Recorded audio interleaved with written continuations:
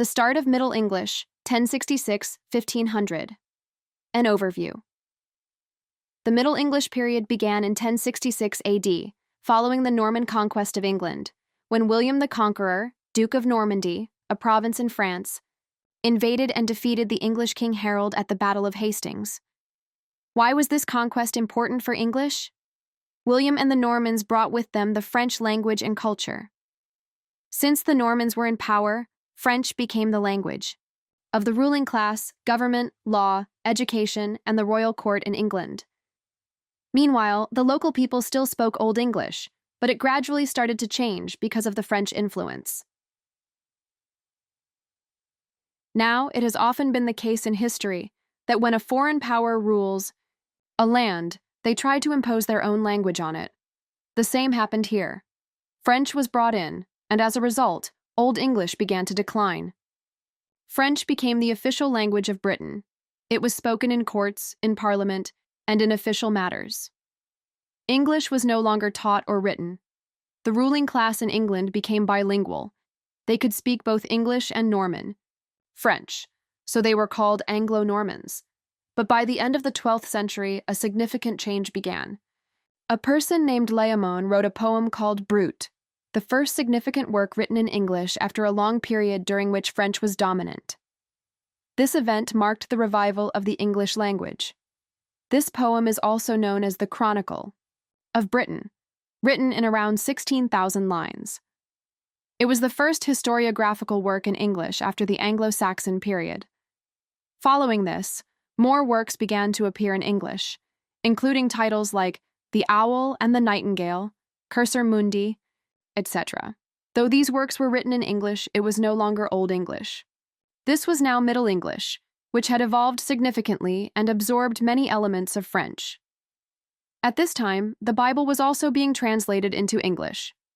The most notable translation came from John Wycliffe, who played a major role in establishing English as a legitimate language for religious and literary purposes.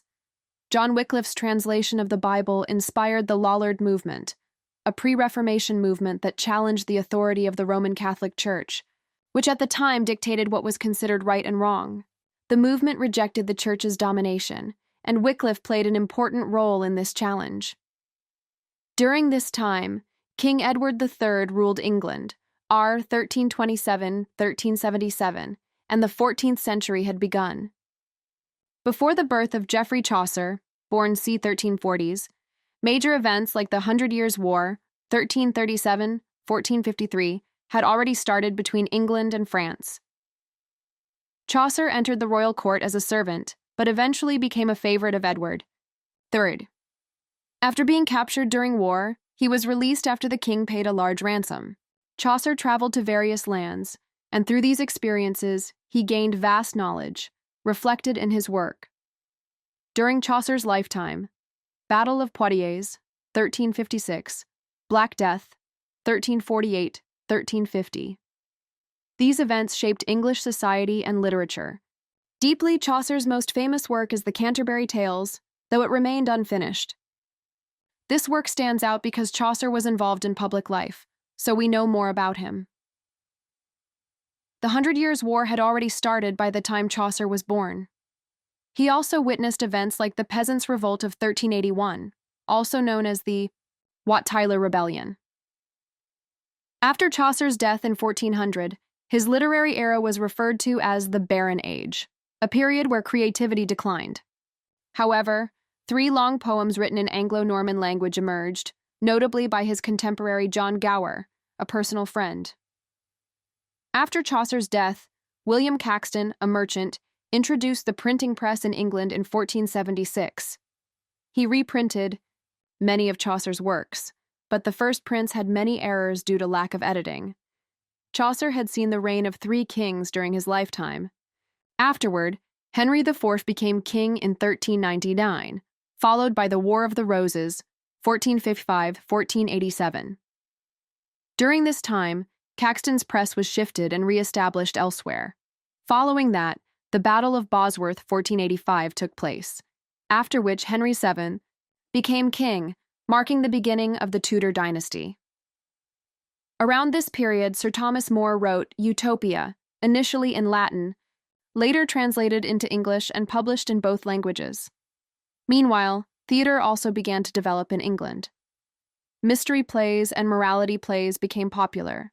A special type of play was mummers' plays, performed with masks and narrating stories like Robin Hood and St. George and the Dragon. These plays toured towns and were performed publicly. One famous cycle was the York Cycle, a collection of mystery plays performed in the city of York. Three famous surviving cycles from this period are York Cycle, Wakefield Cycle, Chester Cycle. Also Everyman, a famous morality play from the late 15th century, is noteworthy. There were also interludes, short plays, emerging during the early Elizabethan era.